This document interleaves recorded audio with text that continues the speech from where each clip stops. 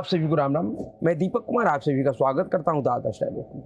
दोस्तों, आप सभी से निवेदन है कि वीडियो को देखिए, लाइक कीजिए, शेयर कीजिए और चैनल को सब्सक्राइब कीजिए। दोस्तों, देश में लोकसभा चुनाव खत्म हुए आज पूरे 24 दिन हो गए। लास्ट मतदान 1 जून को हुआ था और आज 24 जून है। चुनाव का नतीजा आए हुए 20 दिन हो गए। 4 जून को चुनाव का नतीजा आया था और आज 24 जून है, तो 20 दिन हो गए चुनाव नतीजे घोषित हुए। देश में तीसरे बार प्रधानमंत्री नरेंद्र मोदी जी का सरकार बना है। वो अलग बात है कि इस बार उनको पिछले 2 टर्म के तरह अपने पार्टी को पूर्ण बहुमत नहीं मिला है, लेकिन उनका जो गठबंधन है, जो प्रीपोल गठबंधन था, प्रीपोल अलायंस था, चुनाव से पहले का गठबंधन, उस एनडीए गठबंधन को पूर्ण बहुमत मिला है और संख्या भी अच्छा खासा है। कोई ऐसी संख्या नहीं है जिससे यह लगे कि सरकार के ऊपर किसी प्रकार का कोई खतरा है। इसके बीच में प्रधानमंत्री नरेंद्र मोदी तीसरे बार प्रधानमंत्री के तौर पे विदेश यात्रा भी करके आ गए और देश में कई कार्यक्रम भी कर चुका है। इन सभी चीजों के हो जाने के बावजूद और आज से 18वीं लोकसभा के पहले सत्र की शुरुआत भी है। आज और कल यानी 24 जून और 25 जून को जो लोकसभा के नए सदस्य चुने गए हैं, इन सभी को शपथ दिलाया जाएगा और 26 जून को लोकसभा के अस्थायी अध्यक्ष का चुनाव होना है। लोकसभा का अगला अध्यक्ष कौन होने वाला है, ये लगभग यह तय हो चुका है, लेकिन क्योंकि ये प्रधानमंत्री नरेंद्र मोदी जी का फैसला होगा, उनके पार्टी के सांसदों का फैसला होगा, इसलिए पक्के तौर पर नहीं कहा जा सकता है, लेकिन लगभग ये तय माना जा रहा है कि अगला जो लोकसभा अध्यक्ष होने जा रहे हैं वो फिर से ओम बिरला जी होने जा रहे हैं और इस पर इनके गठबंधन के सभी सहयोगियों का सहमति भी हो चुका है।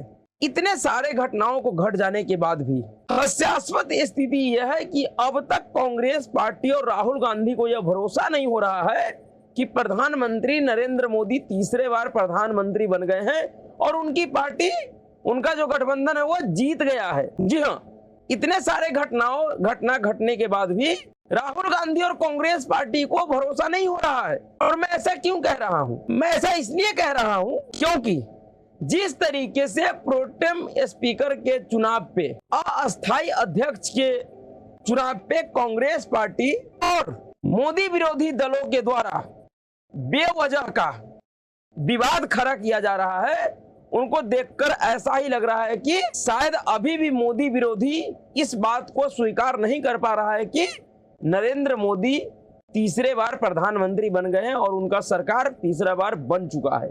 दरअसल आप सभी को पता है कि जब तक लोकसभा का अस्थायी अध्यक्ष का चुनाव नहीं हो जाता है, तब तक लोकसभा में जो कामकाज होगा उसके लिए अस्थायी अध्यक्ष का नियुक्ति राष्ट्रपति महोदय के द्वारा किया जाता है। इस बार भारतीय जनता पार्टी के सांसद भर्तृहरि महताब जी को राष्ट्रपति महोदया ने प्रोटेम स्पीकर यानी कि अस्थायी अध्यक्ष के पद पे नियुक्त किए हैं और जब तक अस्थायी अध्यक्ष का चुनाव नहीं हो जाता है, तब तक लोकसभा का कामकाज अब भर्तृहरि महताब जी के अध्यक्षता में होगा। लेकिन भर्तृहरि महताब जी को अस्थायी अध्यक्ष नियुक्त किए जाने का कांग्रेस पार्टी सहित कई एक विपक्षी दल विरोध कर रहा है।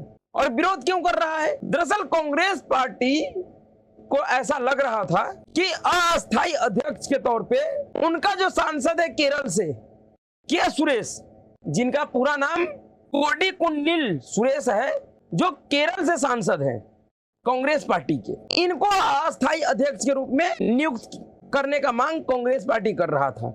और इनके पीछे का उनका तर्क था कि क्योंकि संसद में यह परंपरा है कि जो सबसे वरिष्ठ सदस्य होते हैं, जो सबसे अधिक लंबे समय से संसदीय राजनीति में होते हैं, जो लगातार लंबे समय तक सांसद चुने जाते हैं, उनको अस्थायी अध्यक्ष के रूप में नियुक्त किया जाता है। और इसी तर्क को आधार बनाकर पूरी कांग्रेस पार्टी और मोदी विरोधी भर्तृहरि महताब जी का विरोध कर रहा है। लेकिन इसके पीछे का जो खेल है, किस तरीके से कांग्रेस पार्टी फिर से एक झूठा माहौल तैयार करने का प्रयास कर रहा है इस मामले को लेकर।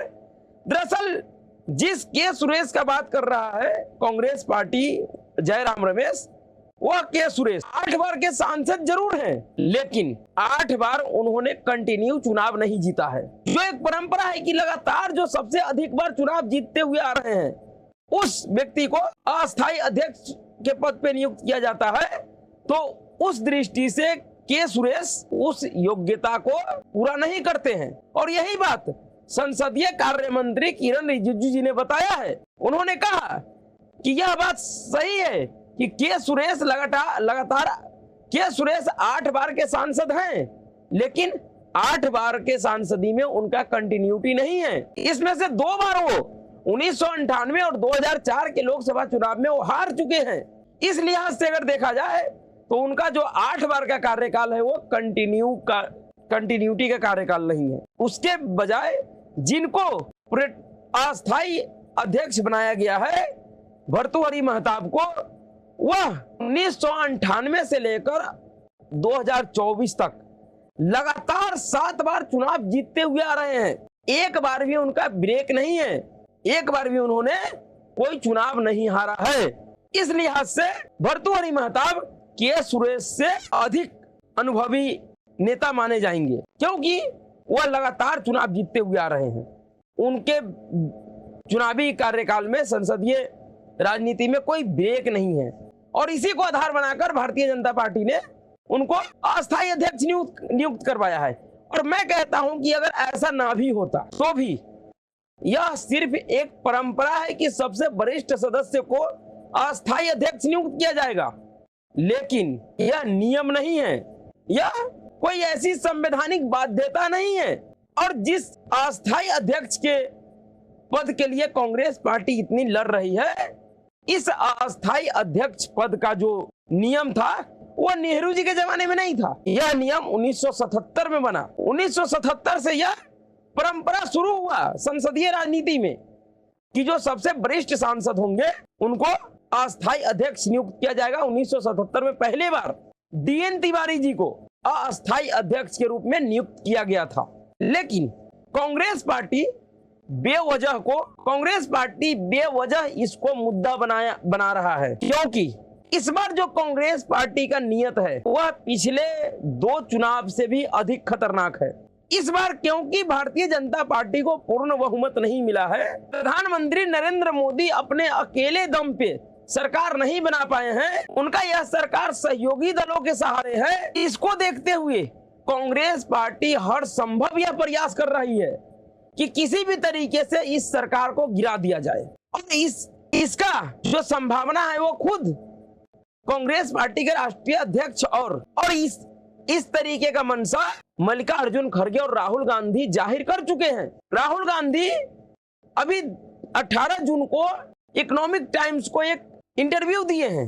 उस इंटरव्यू में उन्होंने कहा कि इस बार का जो यह सरकार है प्रधानमंत्री नरेंद्र मोदी के नेतृत्व में, यह बहुत कमजोर सरकार है।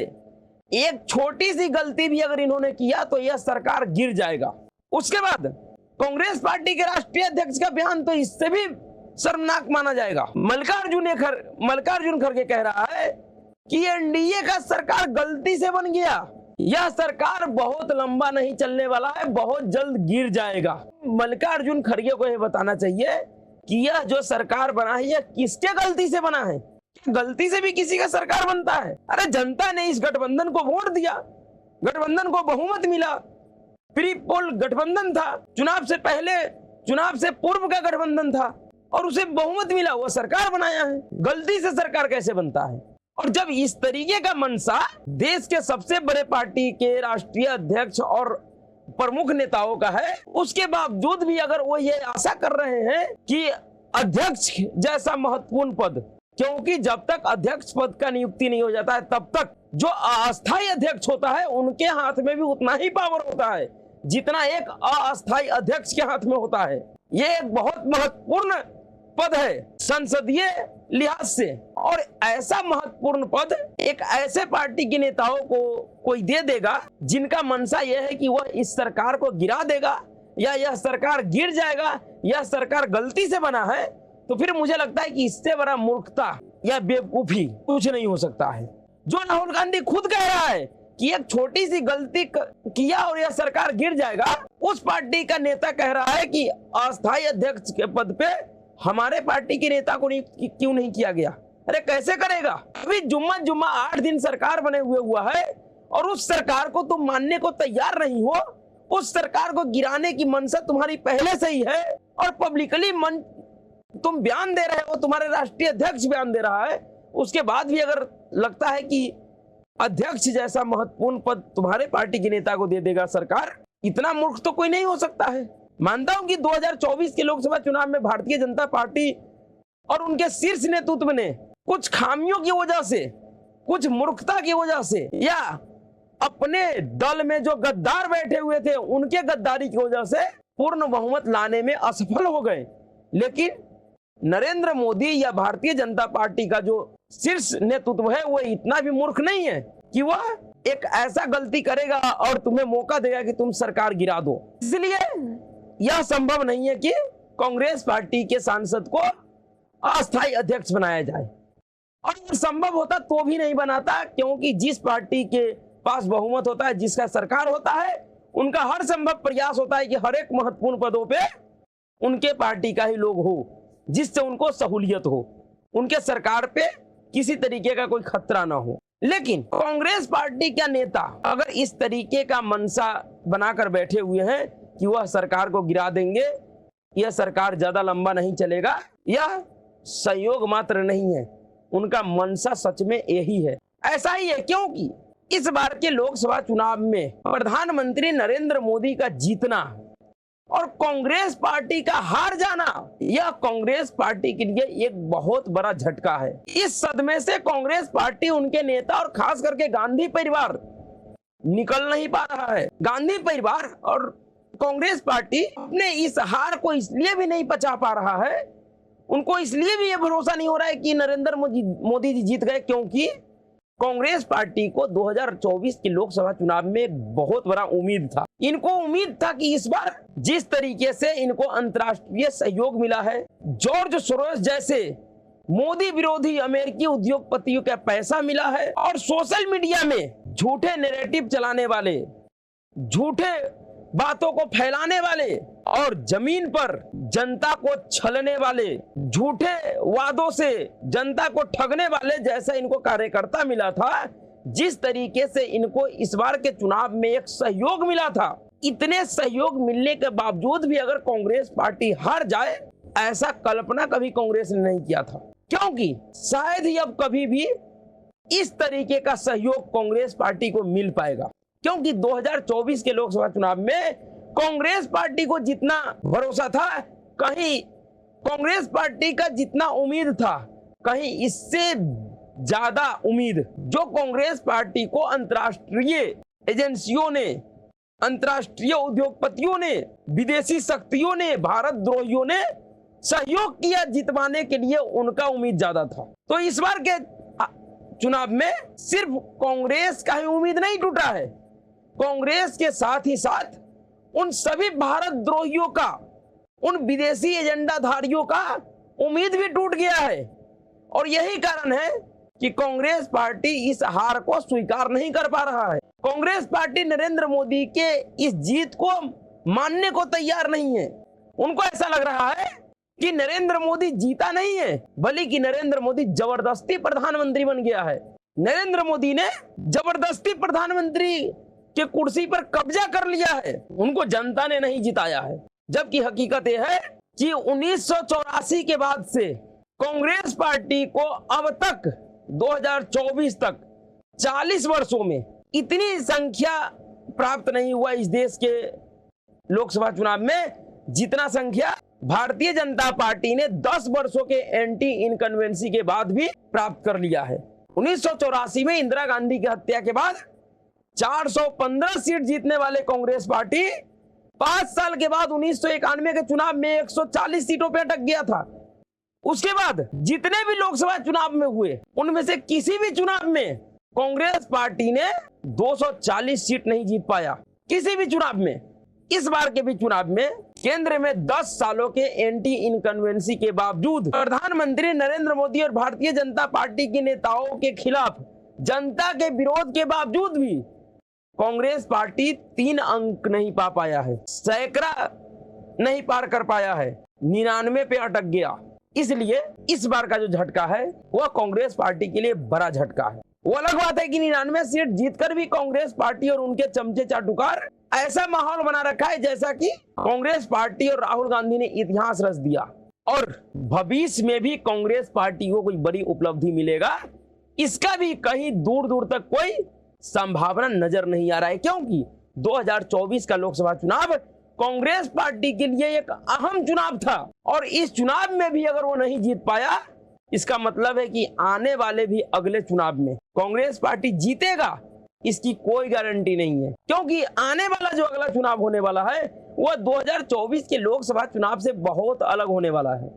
इसलिए कांग्रेस पार्टी माने या ना माने, उनके नेताओं को यह भरोसा हो या ना हो, लेकिन सच्चाई यह है कि प्रधानमंत्री नरेंद्र मोदी जीत चुके हैं, वो तीसरे बार प्रधानमंत्री बन चुके हैं, और बहुत ही अच्छे तरीके से वो काम भी कर रहे हैं, मजबूती के साथ कर रहे हैं।